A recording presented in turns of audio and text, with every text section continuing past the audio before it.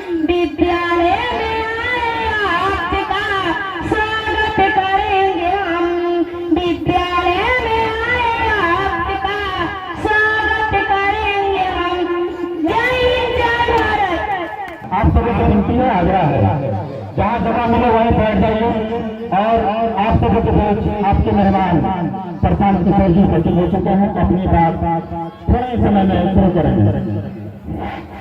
अभी आप लोग अपना जगह ले लें और हम चाहेंगे कि प्रशांत किशोर जी का स्वागत हमारे विद्यालय के चेयरमैन साहब ही करें। हमारे विद्यालय के चेयरमैन साहब जो स्टेज पे आए हैं वो प्रशांत किशोर जी का स्वागत करें। सलवान हमारे विद्यालय के चेयरमैन साहब माला पहनाकर अपने मेहमान का स्वागत करेंगे। आप सभी के सामने ये एक वस्त्र और माला पहनाकर स्वागत करें। जोर से स्वागत किया जाए, जोर से तालियां।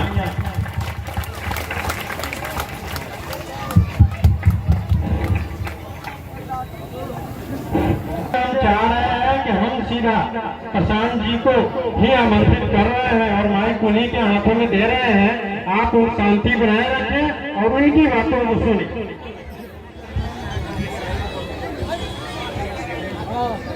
नमस्कार।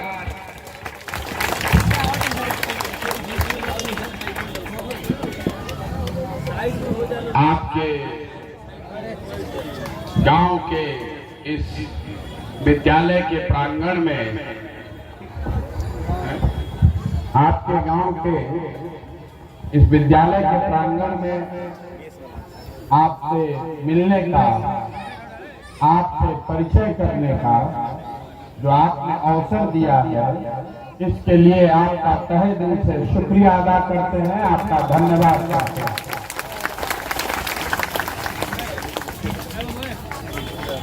मेरा नाम प्रशांत किशोर है। बिहार के रोहतास जिला के एक छोटे से गांव कोनार से आते हैं। आप अगर शांत हो जाए अच्छा। रोहतास जिला के एक छोटे से गांव कोनार से आते हैं। मेरे दादा बैलगाड़ी चलाते थे, पिताजी सरकारी चिकित्सक थे और मेरी पढ़ाई लिखाई यहीं के सरकारी स्कूलों से, जिसको आप और हम बोरा छाप स्कूल कहते हैं, इन्हीं स्कूलों से पढ़कर निकले। बाद में संयुक्त राष्ट्र संघ में 10 साल तक भारत में और फिर अमेरिका और अफ्रीका में काम करते थे।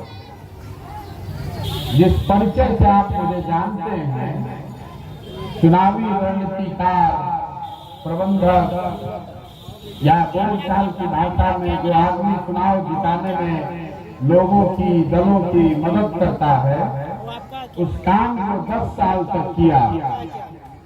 लेकिन 2021 में जब बंगाल के रिजल्ट आए, उस दिन जीतने के बाद, बंगाल में चुनाव जीतने के बाद मैंने ये पब्लिकली घोषणा की है कि अब जीवन में किसी भी राजनीतिक पार्टी या नेता के साथ काम नहीं करेंगे। ऐसा क्यों? ऐसा इसलिए लोग समझते हैं कि भाई इतना बड़ा काम था, उसी काम को कर इतना नाम कमाया है। मीडिया बताती है कि सैकड़ों करोड़ रुपए भी लोग देते थे इस काम को करने के लिए। तो उस काम को क्यों छोड़ दिया? उस काम को इसलिए छोड़ दिया कि 10 साल, ज्यादातर करीब एक चुनाव छोड़ दे तो सारे चुनाव जीतने के बाद ऐसा अनुभव हुआ कि आपके प्रयास से अगर सत्ता का परिवर्तन हो जाए तो ये जरूरी नहीं है कि व्यवस्था का परिवर्तन हो जाए। चुनाव तो दल जीत जाते हैं, नेता बदल जाते हैं, लेकिन लोगों की जिंदगी नहीं बदलती है। इसीलिए बंगाल चुनाव के बाद 1 साल तक सोचने समझने के बाद, सारे विकल्पों को जांचने परखने के बाद ये तय किया कि अगर भगवान ने बुद्धि शक्ति दी है तो अपने राज्य बिहार में जाएंगे और यहाँ आकर एक नई राजनीतिक व्यवस्था बनाने का प्रयास करेंगे। दल बनाकर चुनाव लड़ने की बात नहीं है। कुछ लोग पूछ रहे हैं कि भाई 10 साल में काम कर रहे थे बिहार में क्यों लौटे हैं? मैं आपको बता रहा हूं, इसी मिट्टी से निकले हैं तो इस मिट्टी का कर्ज वापस करने आए हैं। ये देखने और समझने आए हैं कि जिस मिट्टी से निकल कर गए वहां के लोगों की जो गरीबी है, उनकी जो दुर्दशा है, आपका जो पिछड़ापन है, इसको कैसे सुधारा जा सकता है। इसीलिए लौट कर वापस आए हैं। पदयात्रा पर निकले हैं, गांव गांव जा रहे हैं, वोट नहीं मांग रहे हैं, दल नहीं बनाया है, नेता नहीं है, विधायक मंत्री नहीं है, फिर भी आप देख रहे हैं सैकड़ों की संख्या में लोग साथ में चल रहे हैं। ये क्यों चल रहे हैं? ये मेरी ताकत नहीं है, ये नीचे समाज की छटपटाहट है जो बिहार की स्थिति को बदलना चाहता है। बदलना चाहते हैं ना भाई? बदलना चाहते हैं ना? दल बदलने से बात नहीं बनेगी। अब आप जरा समझिए कि हम लोगों की ये दुर्दशा क्यों है, हमारी आपकी दुर्दशा क्यों है। वोट तो हम लोग दे ही रहे हैं, कभी कांग्रेस को दिया, फिर लालू जी को दिया, नीतीश को दिया, मोदी जी को भी दिया, सबको वोट दे के देख लिए, लेकिन स्थिति है कि बदल नहीं रही है। ऐसा क्यों? ऐसा इसलिए कि जब हम लोग वोट दे रहे हैं तो हम लोग अपने बच्चों के भविष्य के लिए वोट नहीं दे रहे हैं, स्कूल कॉलेज के लिए वोट नहीं दे रहे हैं, रोजगार के लिए, अस्पताल के लिए वोट नहीं दे रहे हैं। हम लोग जाति के नाम पर, धर्म के नाम पर किसी का झंडा देख लिया, किसी का बैनर देख लिया, हिंदू मुसलमान के नाम पर वोट कर रहे हैं। इसीलिए ये दुर्दशा। जब तक जनता नहीं समझेगी इस बात को तो कोई प्रशांत किशोर यहाँ की स्थिति को नहीं सुधार सकता है ना बात? आप 5 साल तक ये रोज कहते हैं घर में बैठ के कि नेता हमको ठग कर चला गया, काम नहीं किया, काम नहीं करता है। लोग बताते हैं ए भैया वोट लेके चल जा, पड़ जा, कोई काम नहीं के करो। तो नेता के तो गलती बा, लेकिन हमरा के रवा ही बताई कि रवा के कोई एक बार ठग सकेला, 2 बार ठग सकेला, 5 बार कैसे ठग देता भाई? हर बार रवा कैसे ठगा जाता है? तो कहीं ना कहीं गलती हमने में अपने में बा। रवा देख ली, रवा अपना जिला में 2 गो लोकसभा में मारन जाना जीत के गई, कई बार से जीतत तारन जा, बाबूजी जीतत रहना, लड़को के रवा हम जीता रह जानी जा, और बाद कहते हैं कि कामे नहीं थे हो, तो कैसे काम होगी? रवा साल भर 2 साल बच के घर में गाली देता नहीं, काम नहीं थे हो, रोड नहीं थे, अस्पताल नहीं थे, रोजगार नहीं थे। और जब वोट देने के हो तब जाके फिर उन्हें बटन दबा देता नहीं, दबा देता नहीं ना, दबाता नहीं ना। तो पब्लिक से पूछा था नहीं ये भाई काहे के वोट देता नहीं जब काम नहीं कम करत तो? आदमी बताओ तक ये भैया क्या करी, विकल्प नहीं थे, विकल्प नहीं है। आप हमको बताइए अगर विकल्प नहीं है तो बिहार में विकल्प बनाने इंग्लैंड से आदमी आएगा, हम ही लोग को बनाना पड़ेगा। इसीलिए पदयात्रा पर निकले, दल बनाने नहीं, एक नया और बेहतर विकल्प बनाने निकले।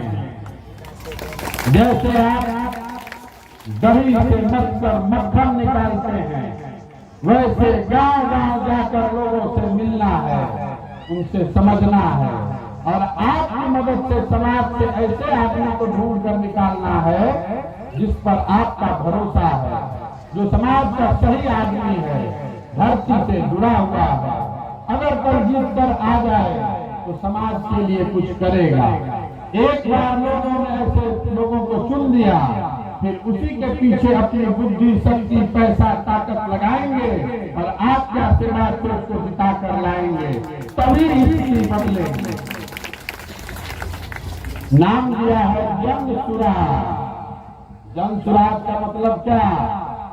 मोदी राज नहीं, लालू राज नहीं, नीतीश राज नहीं, प्रशांत किशोर राज नहीं, जनता का राज। जो गांधी जी ने बताया कि भैया जो जनता के हिसाब का सुंदर राज हो उसको माना जाएगा।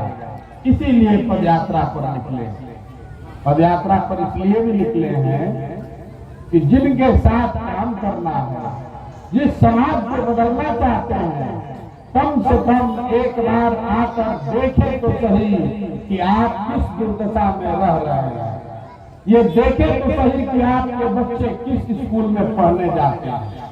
ये देखें कि आप किस बीमार पड़ते हैं तो किस अस्पताल में जाते हैं। आपके गलियों की स्थिति क्या है, आपके सड़कों की स्थिति क्या है। ये देखें कि आपके खेत में पानी पहुंच रहा है कि नहीं और आपके दुकान की हालत क्या है। एक बार तो देखना बनता है ना भाई। अगर नहीं देखेंगे तो कल होकर अगर मौका मिल भी जाए तो क्या कर लेंगे, कुछ समझ में ही नहीं आएगा। इसीलिए पदयात्रा पर निकले। अब आप यहाँ देखिए, हम चाहे पदयात्रा कर लें, दल बना लें, उससे स्थिति नहीं सुधरेगी। स्थिति तब सुधरेगी जब आपको भी इस बात का एहसास होगा कि नहीं, अगली बार वोट लालू को नहीं, नीतीश को नहीं, मोदी को नहीं, प्रशांत किशोर को भी नहीं, वोट उसको करना चाहिए जो आपके बच्चों के भविष्य की चिंता करे, जो आपके बच्चों के लिए स्कूल बनवाए, जो आपके बच्चों के लिए भरपेट भोजन का जुगाड़ करे। जब अगर आप अपने बच्चे का चिंता नहीं कीजिएगा तो नेता आपके लड़के की चिंता काहे करेगा? करेगा नहीं करेगा ना भाई। लालू जी का लड़का 10वां फेल है, 10वां पास नहीं किया। लालू जी का प्रयास है कि उनका लड़का राज्य का मुख्यमंत्री बन जाए। बन जाए, कोई दिक्कत नहीं है, जनता वोट दे देगी तो बन जाएगा। 10वां फेल उनका लड़का है, वो मुख्यमंत्री बनेगा। और आपका लड़का जो ग्रेजुएशन करके बैठा है उसको चपरासियों को नौकरी नहीं मिलना चाहिए? मिलना चाहिए कि नहीं? तो इतना धीरे बोलिएगा सुनाई देगा। मिलना चाहिए ना। अरे भाई, लालू जी अपने लड़का का चिंता कर रहे हैं कि वो मुख्यमंत्री बने, तो आप अपने लड़का को चपरासियों बनाने का चिंता कीजिएगा ना। आप जब अपने लड़के का चिंता ही नहीं कर रहे हैं तो दूसरा आपकी चिंता क्यों करेगा? नहीं करेगा। मोदी जी को हम लोग वोट दिए है ना, कितना वोट दिया मोदी जी को हम लोग, तभी ना प्रधानमंत्री बने हैं। अब बनने के बाद कितना फैक्ट्री लगवा दिए बिहार में, लग गई फैक्ट्री। अरे मोदी जी फैक्ट्री लगा दिए? नहीं लगा। तो फैक्ट्री लग रहा है गुजरात में, हम लोग का लड़का जाकर वहां मजदूरी कर रहा है। गुजरात के मोदी जी को कितना एमपी जीत कर गया है? 26 गो।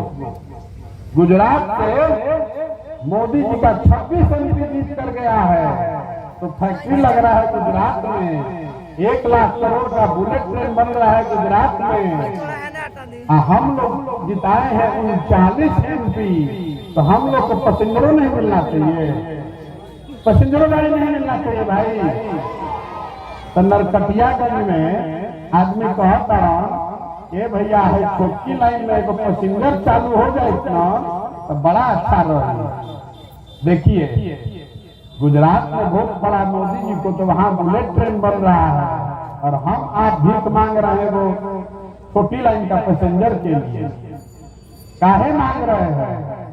इसलिए मांग रहे हैं कि मोदी जी को पता है कि अगला बार आएंगे तो फिर वोटवा आप दे दीजिएगा।